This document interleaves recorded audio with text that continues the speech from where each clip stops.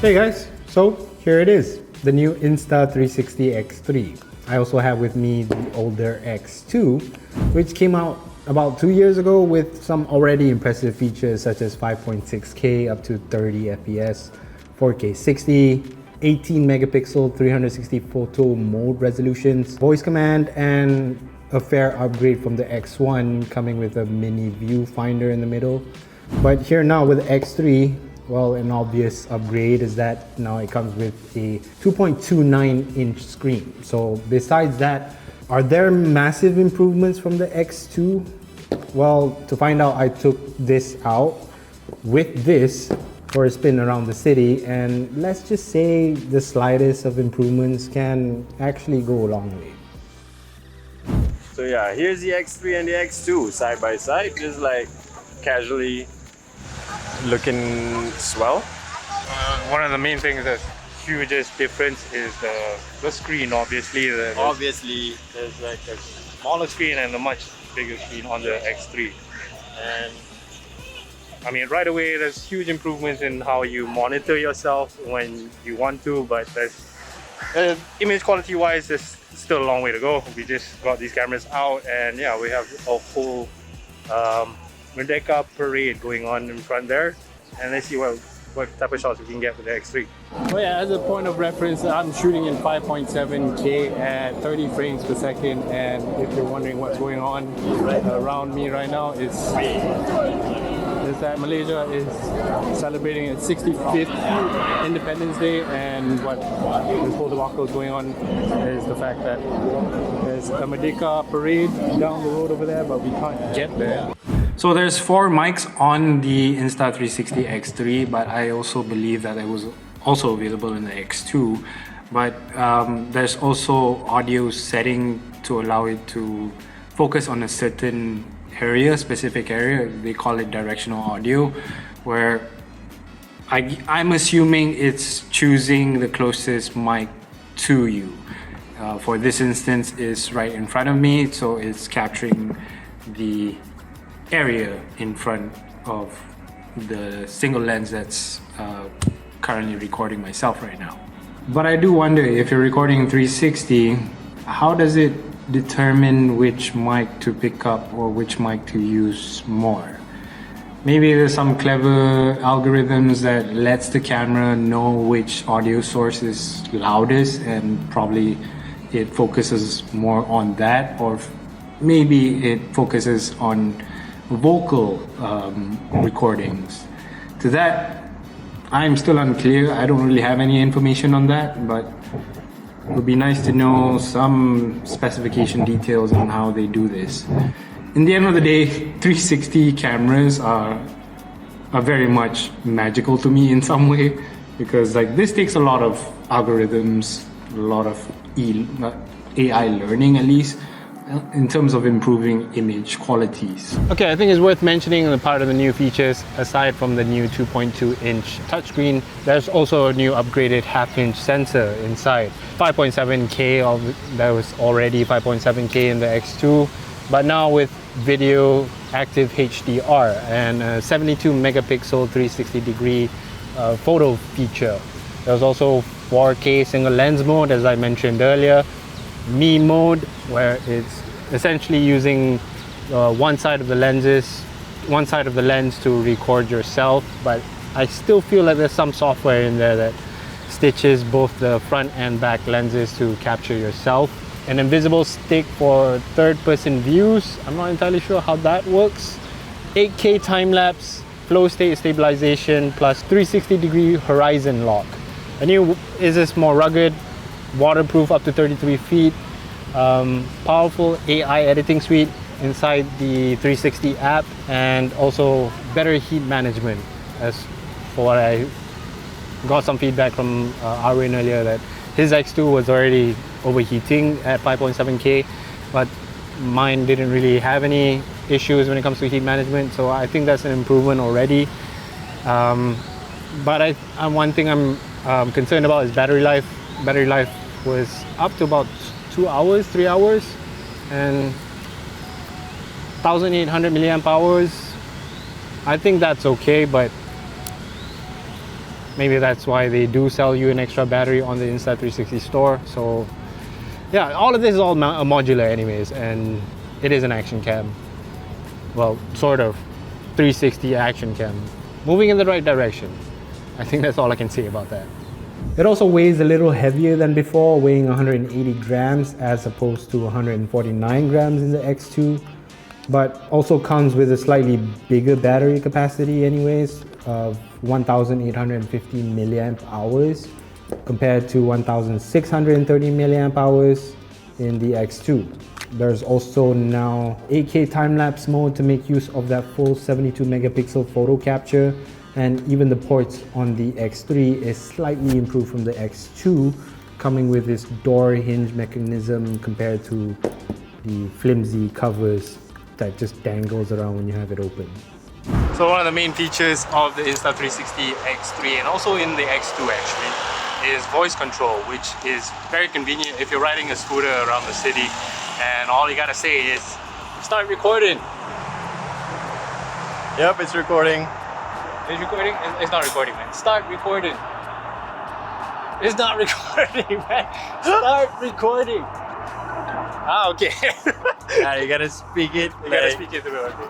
But yeah, let's keep on riding our scooters and bike and capture more shots. But this time I'm using the single lens version where it's just recording the front instead of using a 360 lens.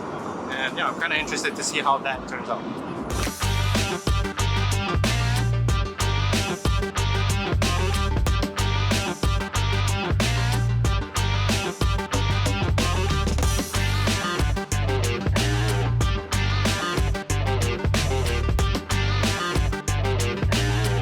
And this is also using the single lens, but more so in that typical 16:9 aspect ratio, where it's wide and it's already set, so you don't really have to set things in post or export them. It will be exported this way.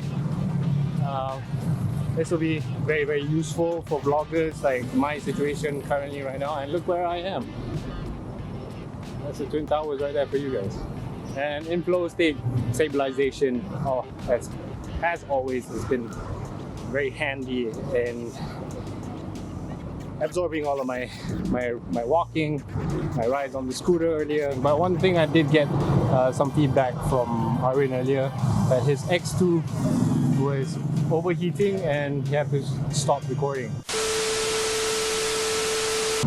That was funny because the camera recording, because I have voice recognition turned on, so every time you say stop and recording, it will stop recording. So you gotta be careful when you have voice recognition turned on and saying words like that.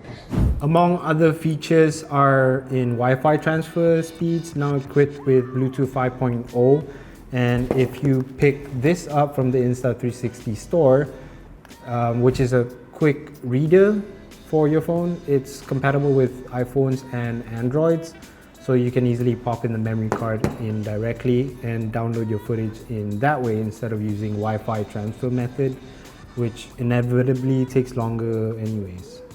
And this is MeMode. So technically this is more of a fixed position as compared to the 360 lens, and it kind of does give you that movement that you are looking in a third person's view, but you got to place the camera right, because the second it moves to a certain degree, the stitching will be visible, at least, like especially to faces like mine right now.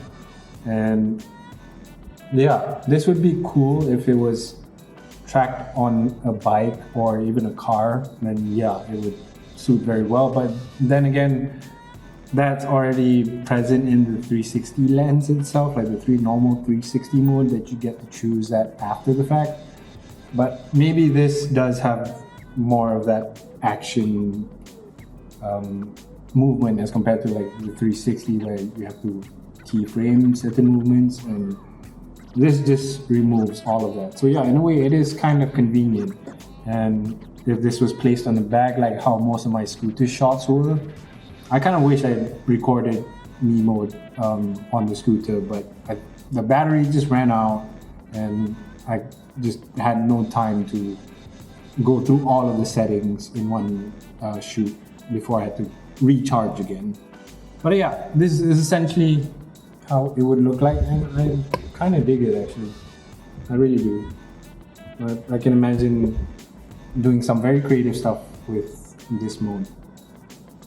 Good job, Insta360. You did it again. So I think the main question is, should you upgrade from the X2 to the X3?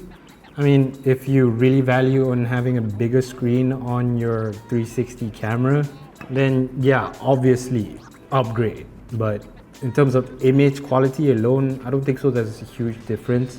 I think having MeMode in the X3 is a great way to find variety in the way you shoot things, but is it a big selling point to upgrade? I don't think so. Other parts that do feel more useful is the fact that it comes with a bigger battery and that it doesn't overheat as compared to how this was tested. So in that case alone, I think it is worth the upgrade, but you can still make do using 4K. 5.7K is clear, is very crisp, but depends. How are you going to use your 360 footage? In the end of the day, it just depends on how creative you get using all of the features that's available in the Insta360 app, which you can also find a way to do that here, and also the fact that it comes with the quick menu feature, the quick menu button on the side here, that could possibly be a selling point to someone, or not so much for myself. But yeah, that's my full review, guys, of the Insta360 X3. Let me know if you have any questions. This still is in beta mode, so not everything is ironed out yet. There are still some bugs, like turning this on. It's quick, but sometimes it does take a bit more of a press to turn things on, and sometimes like I have a hard time getting to the menu feature, to the main menu basically, but everything else feels great. It has a haptic motor, I didn't get to mention that, and yeah, it feels really solid. It feels like a real vibration motor that's inside here. That's it. That's my full review of the X3. If this video got too long for you guys, I'm sorry, but I just wanted to make sure I covered as much as I could on the new X3. Let me know if you have any questions, and catch you guys in the next video. Peace out.